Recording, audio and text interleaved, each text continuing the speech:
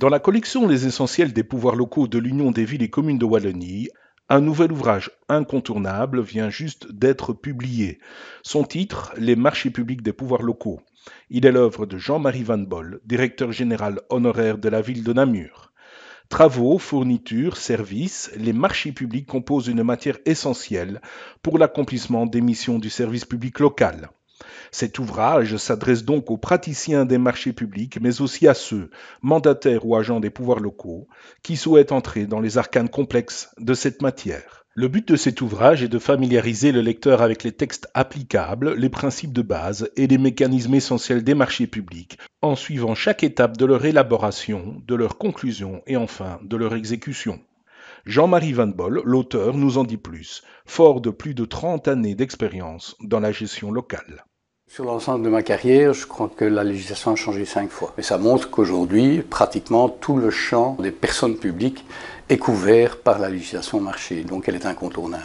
Ici, le but a été de vulgariser, ou en tout cas de donner l'essentiel d'un point de vue de praticiens des pouvoirs locaux, qui voudraient en savoir un peu plus sur cette matière et se documenter au moins sur les bases. De systématiser un peu l'acquisition de ces connaissances en sachant qu'en tout état de cause, c'est pas non plus un dictionnaire ou une encyclopédie qu'il devra parcourir pour s'imprégner des principes. Alors, la première partie, elle est consacrée au marché public en général, en exposant les règles principales, en suivant une logique chronologique, comment est-ce qu'on prépare un marché, quelles sont les grandes questions qu'il faut trancher dès le début, comment rédige-t-on un cahier des charges, comment examine-t-on les questions des critères d'attribution, les questions de vérification de la régularité des offres, etc., jusqu'au stade de l'attribution du marché et sa mise en œuvre, son exécution.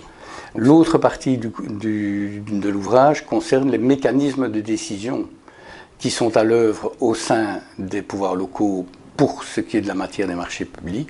Il y a une répartition des compétences qui est opérée soit par le Code de la démocratie locale, soit par d'autres textes, mais qui visent pour l'essentiel à répartir les compétences en matière de marché entre les différents organes communaux. Mais d'un autre côté, au niveau des pouvoirs locaux, on a constaté un mécanisme de délégation de plus en plus diversifié et nombreuse vis-à-vis du pouvoir exécutif. Et c'est justement tout l'intérêt de cette matière, c'est de bien proportionner l'outil que l'on va utiliser par rapport au but poursuivi, c'est-à-dire à la nature et au type de marché.